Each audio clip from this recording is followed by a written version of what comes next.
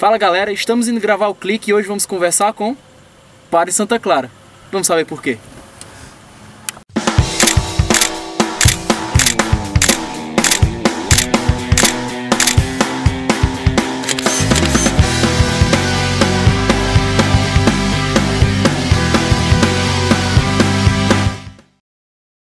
Fala galera, então estamos aqui para entrevistar Padre Chaguinhas e ele irá partilhar um pouco da sua história e a gente vai saber aquilo que a gente comentou no início desse programa. Vamos ver qual é a reação dele. Seja bem-vindo ao nosso programa, Padre Chaguinhas. Obrigado, e eu estou surpreso e até me sinto lisonjeado de poder participar dele. Estou aqui à disposição para responder o que você tiver a me perguntar, se eu souber, claro, na medida do possível. Claro que sabe, a gente vai falar um pouco sobre a história do Padre Chaguinhas, né? E uma das primeiras perguntas que vem na minha cabeça é: por que ser padre? Meu ponto de vista é que é uma pergunta muito difícil de dar resposta. Por quê? Porque isso mexe com aquilo que nós chamamos de vocação. Então não tem um objetivo específico. O objetivo realmente é aquele mais universal, é o serviço ao projeto de Deus, o serviço ao reino de Deus. E se você me pergunta por que você é padre, eu não saberia me explicar talvez com tanta clareza que você quisesse. Mas uma coisa eu lhe garanto: o sentido da vida do padre, o sentido de ser padre, está ligado diretamente à realização desse projeto de Jesus Cristo, essa implantação do reino de Deus aqui na terra, né, o chamado, a acolhida, a busca das ovelhas que estão afastadas e o cuidado com aquelas que estão dentro do redil. Então, o ser padre passa por aí, não tem como ser diferente. Mas como foi que o senhor se sentiu assim? Esse aqui é meu chamado, fui chamado bem aqui. Teve algum momento específico ou foi descobrindo conforme o passar do tempo? Foi uma descoberta com o passar do tempo. Desde criança eu sempre admirei muito a igreja, os padres, a pastoral, e desde que muito criança mesmo, eu me engajei. E aos poucos eu fui amadurecendo um chamado que todos diziam que eu estava sendo chamado, uma vocação que todos diziam que eu tinha, mas eu ainda não tinha certeza disso. Até porque, como toda criança, queria brincar, queria se divertir, como todo jovem, do mesmo jeito. Então eu fazia questão de não parar para descobrir se realmente eu tinha ou não essa vocação. Para mim, no momento, naquele momento, descobrir ser vocacionado para o sacerdócio iria me atrapalhar, na minha cabeça ingênua, iria me atrapalhar a ser um jovem comum, como qualquer outro da minha época, da minha idade, né? Então eu busquei não descobrir isso daí. Só que é aquela história, é uma luta desigual entre o homem e Deus, e a corda se quebra do lado mais fraco, no caso do lado humano, né? E por mais que a gente resista e tudo, mas Deus acaba pegando aquele momento que Ele quer, que Ele escolheu, e acaba derrubando a gente. Foi difícil para a entrada no seminário?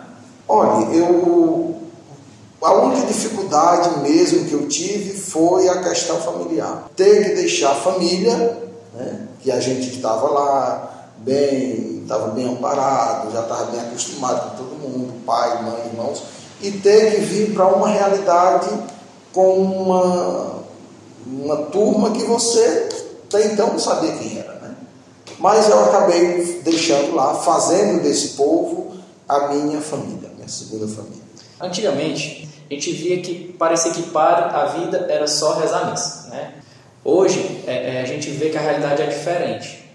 Mas como seria então a rotina de um padre de hoje em dia? A missão principal do padre realmente é a celebração desse mistério. Isso nós não podemos negar, e por mais que quiséssemos. A nossa função principal realmente é celebrar o mistério, é fazer essa ligação, essa ponte entre o humano e o divino que está ali na Eucaristia. Porém, não se esgota aí a missão do padre, né? Nós somos, sobretudo nós diocesanos, fomos ordenados para sermos pastores.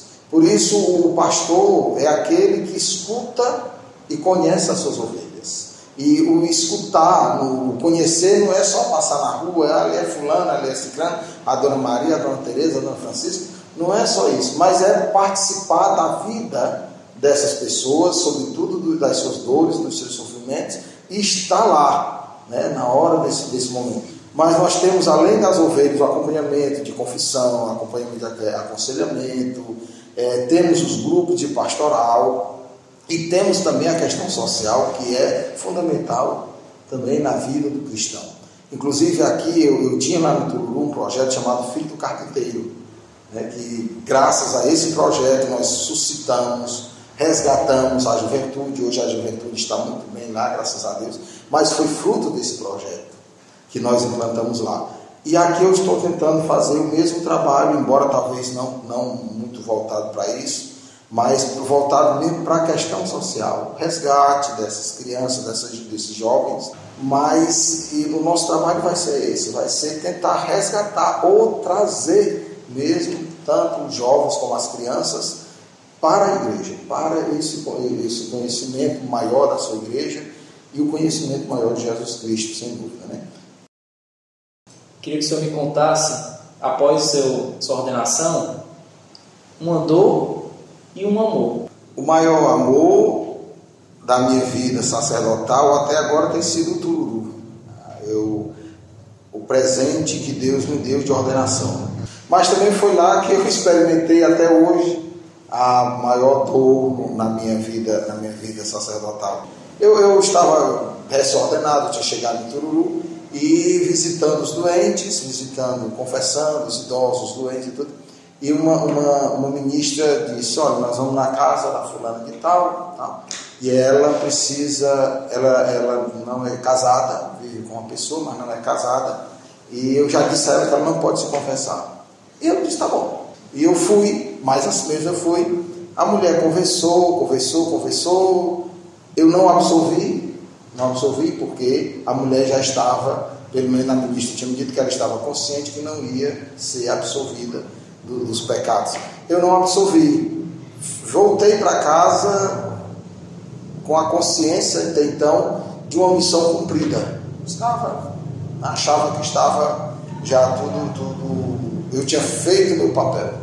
Aí eu voltei, quando foi com uns 3 dias talvez, eu recebi a notícia que a casa dessa mesma senhora tinha pego fogo e ela estava no hospital, no Frotão, muito doente, toda queimada, e que provavelmente não escaparia. Eu entrei em parafusos, entrei em pânico e quase fico doido mesmo. Pedi a Deus, chorei muito, ainda hoje essa história me incomoda. Chorei muito, pedi a Deus que não tirasse a vida daquela mulher sem antes eu ir confessá-la, como realmente deveria ser feito. Só que aí pelejei, rezei tudo, lá no auge do meu desespero, eu disse a Deus: se o Senhor quiser levar essa mulher para perto do Senhor, leve, ela deve ser digna disso. Agora, não a castigue pelos seus pecados, jogue todos para cima de mim, porque hoje eu me sinto culpado pelos pecados que ela porventura for levar. E pedi, mas Deus achou melhor levá-la, e ela chegou a falecer. E eu fiquei meio quase que desesperado. Conversei na época com o Benedito, era meu bispo, conversei com ele me compreendeu, me aconselhou, e naquele dia eu fiz uma promessa a Dom Benedito. Eu disse que jamais um penitente sairia dos meus pés sem o perdão, sem a absolvição dos seus pecados, porque já que ele veio para se confessar, é porque ele estava arrependido, e foi Deus que chamou. E se Deus chama, quem sou eu para impedir, né? E se fôssemos ver também as histórias, né, essa foi uma das maiores dores que o Senhor passou no seu sacerdócio. Mas creio também que as alegrias foram superabundantes, que a graça de Deus permitiu que tivesse, né? Não tenho nem dúvida. Não tenho dúvida. O meu sacerdócio tem sido, graças a Deus, muito abençoado, cheio de alegrias, cheio de trabalho, porque é o que eu gosto de fazer. Eu gosto Eu amo celebrar a Eucaristia. Eu gosto de ser padre. E ser padre, não apenas padre, eu gosto de ser pastor. Eu gosto de ouvir, eu gosto de aconselhar quando dá para aconselhar. Enfim, eu gosto de compreender as dores dos outros, porque eu não sou diferente. Eu sou apenas um pobre sacerdote que, embora com a graça que Deus me deu, graça essa que reconheço, não é todo mundo que tem, digo até o privilégio de tê-la, mas também reconheço que tem os pecados, muitos pecados, que não deveria tê-los. Mas a minha humanidade ainda é mais forte. E sabemos que na nossa igreja a gente tem vários mistérios, né? Como é esse sentimento de, na hora da consagração, elevar um simples pão e se tornar o corpo de Cristo? Toda a Eucaristia me emociona, desde a acolhida até a despedida do povo. Mas a transubstanciação e a elevação do Santíssimo é um momento inexplicável. A emoção que eu, particularmente, a emoção que eu sinto naquele momento é inexplicável. Eu me sinto naquela hora um gigante, não no sentido arrogante da palavra de ser, mas eu me sinto uma pessoa grande, porque eu sei que através das minhas mãos, mesmo na minha pequenez, mas através das minhas mãos, eu estou trazendo à terra a pessoa mais importante do mundo, né? E que aquela assembleia que está ali, seja uma assembleia grande, seja uma assembleia pequena, veio ali, está ali sedenta por aquele Deus. Então, um gigante segurando um outro gigante, não é isso? E aí me fez lembrar, essa sua colocação me fez lembrar, uma vez a gente vinha da faculdade, eu e um colega, também hoje é padre, e passamos ali, sempre passava naquela igreja Coração de Jesus para rezar um pouco, é uma igreja muito bonita, e lá ele encontrou uma pessoa, um amigo dele, conhecido dele lá da região, lá de Viçosa do Ceará, e eles começaram a conversar e o rapaz perguntou se estava longe a ordenação dele, perto. Ele disse, não, está próximo, falta um ano talvez.